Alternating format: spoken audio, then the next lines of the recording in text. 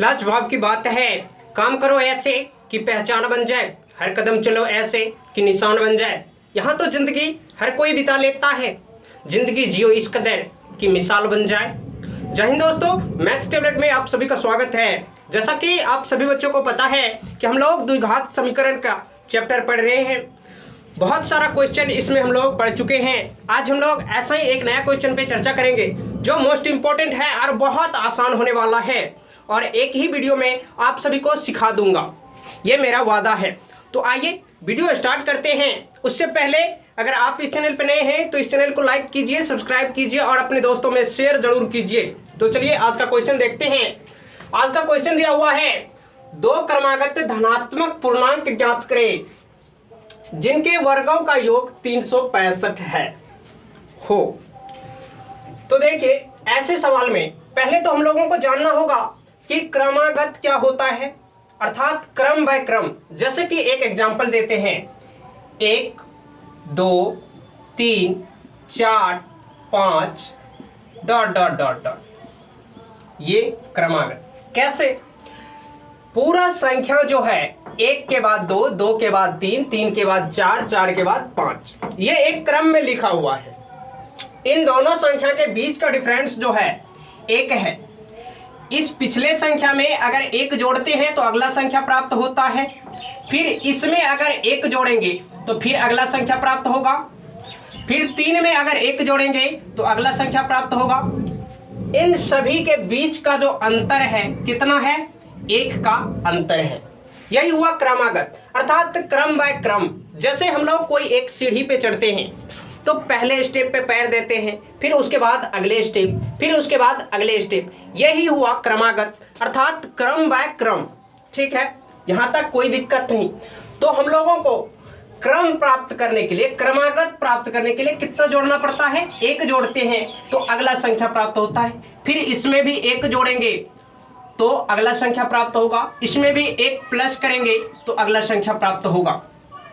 अर्थात क्रमागत में हम लोग क्या करते हैं?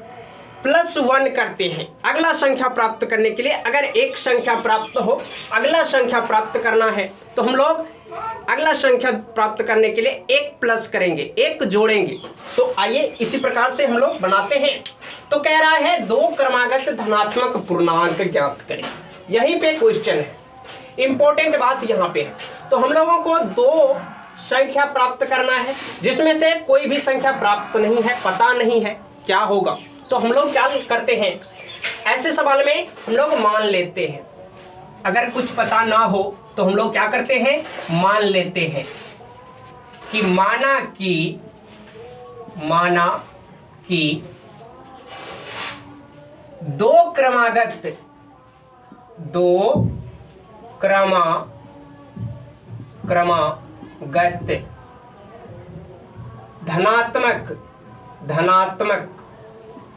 धनात्मक का अर्थ क्या हुआ?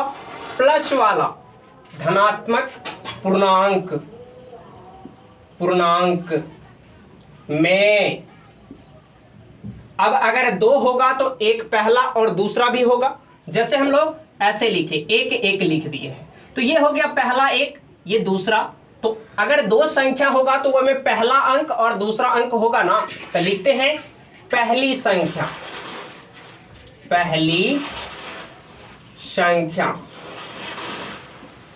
बराबर x तथा दूसरी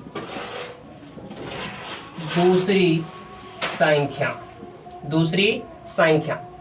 अभी मैंने बताया था अगर एक संख्या पता हो और अगला संख्या प्राप्त करना होता है क्रमागत में, तो हम लोग क्या करते हैं? +1 करते हैं। एक हम लोग मान लिए हैं कि x है, तो दूसरा संख्या क्या हो जाएगा? x + 1 होगा।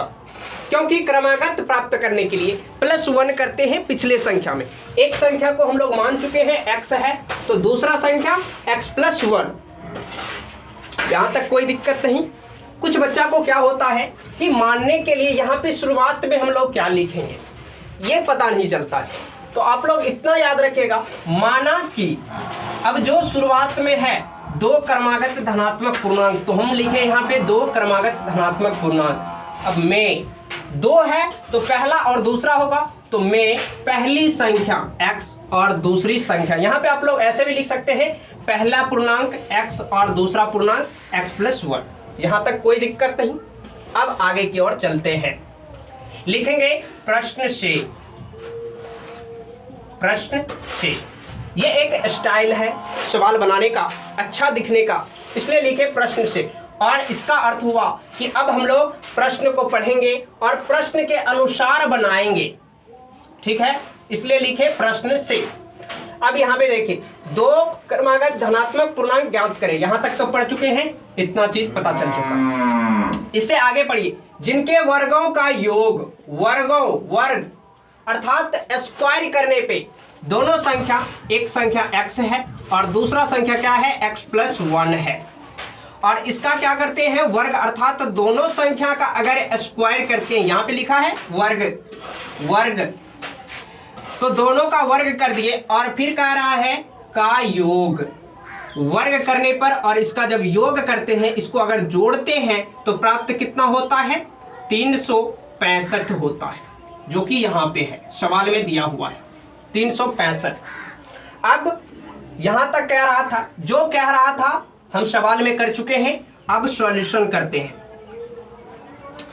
x² है तो x² प्लस, अब इसको तोड़िए बीजगणित के फॉर्मूला पे। वो कैसे, फर्स्ट वाला को a मानते हैं, सेकंड वाला को b, तो क्या हो गया a और प्लस b का whole square, a plus b का होल स्क्वायर, जो कि आप लोग बीजगणित में पढ़े होंगे, a प्लस b का होल स्क्वायर। ये क्या होता है, a² प्लस 2ab और प्लस के b², ये फॉर्मूला होता है बीजगणित से। अब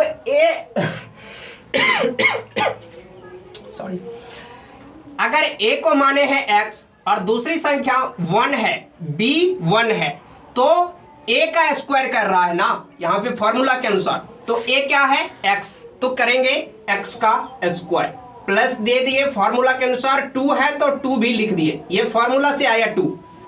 अब a है, a कितना है यहाँ पे x, तो a के स्थान पे x, और ये हमेशा गुणा में है, और b, तो b क्या है, 1 है तो लिखेंगे 1, और प्लस में b का स्क्वायर, तो b तो 1 है तो 1 का क्या करेंगे, स्क्वायर करेंगे, और इसको अगर सॉल्यूशन करते हैं तो ये क्या हो जाएगा, x² प्लस 2 और 1 को गुणा कीजिए तो 2, और x को इससे गुणा करेंगे तो 2x, प्लस में 1 का अगर स्क्वायर करते हैं तो 1 होता है, अर्थात इसको हम लोग x+1 का होल स्क्वायर को इस रूप में लिख सकते हैं फॉर्मूला के अनुसार।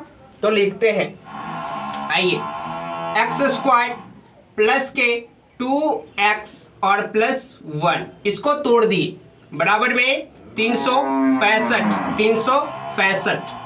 अब x² और x² एक जाती है तो 1 2x², ठीक, जोड़ दिए, प्लस में 2x और प्लस के 1, और ये भी अंक को इस साइड ले आइए, इस साइड प्लस में तो इस साइड आएगा माइनस में 365, बराबर में 0। अब देखिए क्या होता है, 2x² प्लस 2x, और यहाँ पे देखिए ये भी अंक है और ये भी अंक है, इसका चिन्ह प्लस है, इसका चिन्ह माइनस है। मैं बताया था कि अगर दोनों एक जाति हो और उसका चिन्ह असमान हो, अर्थात एक प्लस में और एक माइनस में हो, तो हमेशा घटता है।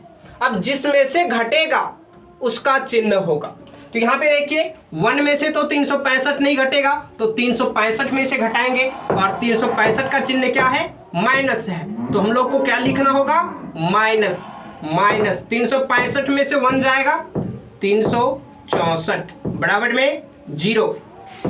अब एक चीज देखिए, इस समीकरण को छोटा रूप दे सकते हैं, वो कैसे, कोई ऐसा संख्या है, कोई ऐसा अंक है जिससे ये पूरा समीकरण में भाग दे सकते हैं और सब में लग जाए, तो हाँ दिख रहा है, 2 से पूरा समीकरण में भाग दे सकते हैं, 2 से 2 से पूरा समीकरण में अगर एक ही अंक से भाग लगे तो दे सकते हैं। अब देखिए 2 को काटेंगे कितना हो जाएगा एक्स स्क्वायर, 1x² होगा तो हम लोग लिख सकते हैं x²। ठीक है, अब 2 को काटेंगे तो क्या हो जाएगा x, और माइनस इसको अगर काटते हैं तो कितना हो जाएगा 2 1 कम 2, 2 8 16, 2 दूना 4 अर्थात 182। और 0 में अगर 2 से भागा देंगे तो 0 हो जाएगा। यहां तक कोई दिक्कत? अब इसको क्या करते हैं, या तो आप लोग फॉर्मूला के मूल सूत्र पे इसको तोड़ करके निकाल सकते हैं हल, या नहीं तो गुणनखंड विधि से ही हम लोग अभी करेंगे। ठीक है, अब देखिए आगे की ओर, यहां तक कोई दिक्कत नहीं? कोई अगर दिक्कत हो तो कमेंट बॉक्स में कमेंट कीजिए, उसका जवाब आपको मिलेगा। तो चलिए इससे आगे सॉल्यूशन करते हैं। क्या आया है x² प्लस x माइनस 182 बराबर 0। यहां तक इसी को हम लोग लिखते हैं इस साइड से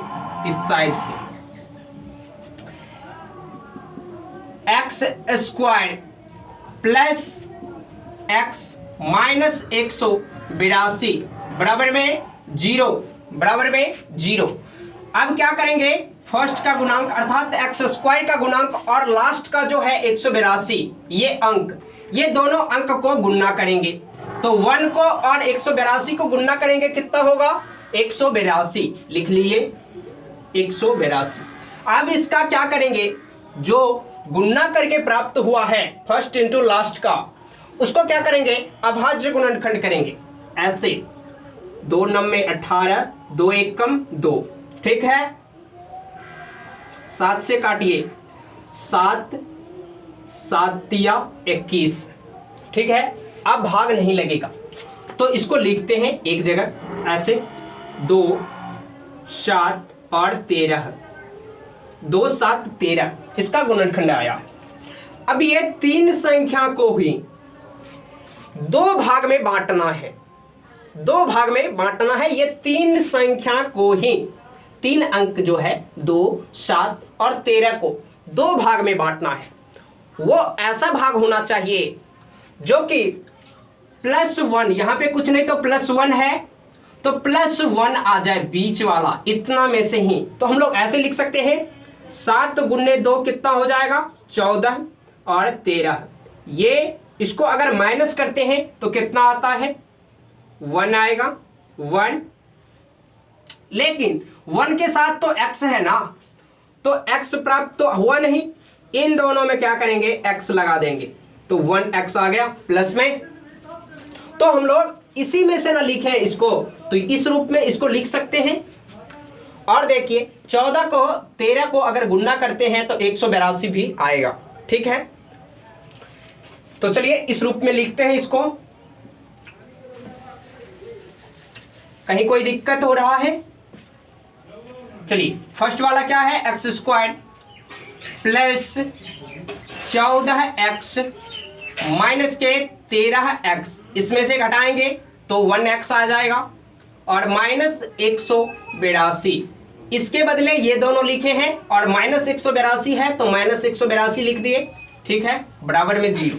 अब देखिए इन दोनों में से कॉमन लीजिए, इन दोनों में से कॉमन वो चीज होता है जो कि दोनों में हो। तो क्या दिख रहा है ऐसा, दोनों में अंक तो नहीं है, इसमें नहीं है लेकिन इसमें है। x देखिए इसमें भी है और इसमें भी है, तो हम लोगों को 1x आ जाएगा क्योंकि इसमें 1x है, इसमें 2x है। तो अगर x निकाल लिए इससे तो क्या निकला x, और प्लस में यहाँ पे 14 बराबर इंटू दे दिए। अब इसमें से क्या करते हैं, माइनस कॉमन लेना होगा क्योंकि यहाँ पे प्लस आया है, इस माइनस को प्लस बनाना है तो माइनस कॉमन लेंगे और कितना आ जाएगा 13। तो यहाँ पे क्या बचा x, और इस माइनस से इस माइनस में गुणना हो जाएगा प्लस, माइनस गुणने माइनस प्लस, और यहाँ पे क्या बचा 14 बराबर में 0। अब आप लोग यहाँ पे जांच भी सकते हो खुद से बनाते वक्त कि मेरा गुणनखंड सही जा रहा है या नहीं। तो ये जो है सही जाने का तरीका क्या है, ये बीच वाला इनटू के अंदर जो है ये दोनों सेम आ जाएगा। जैसे x + 14 दोनों जगह सेम है अर्थात मेरा गुणनखंड सही की तरफ जा रहा है।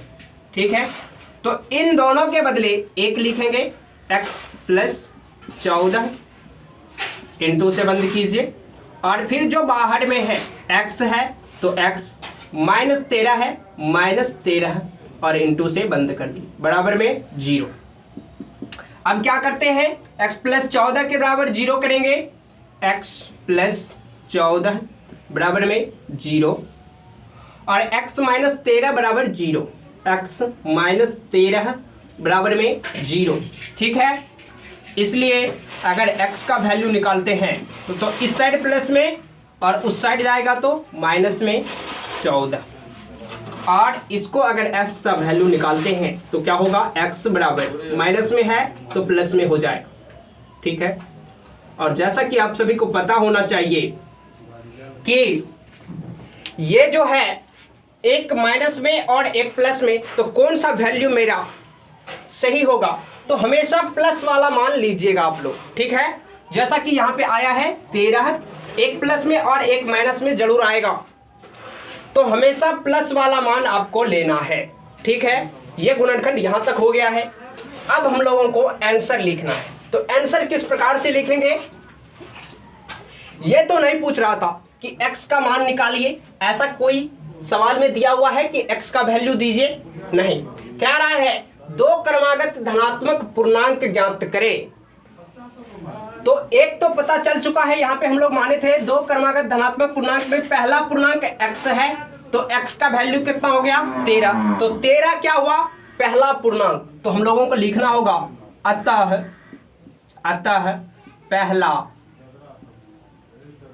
पहली संख्या कितना, प्लस वाला मान 13, तथा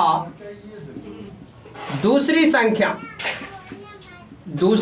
संख्या क्या होगा, हम लोग माने हैं दूसरी संख्या को x प्लस 1, और x का वैल्यू कितना है 13 और प्लस में 1 करेंगे तो 14, और ये दोनों हो गया आपका आंसर। कोई दिक्कत? तो मिलते हैं ऐसे एक नए वीडियो के जरिए, तब तक के लिए जय हिंद।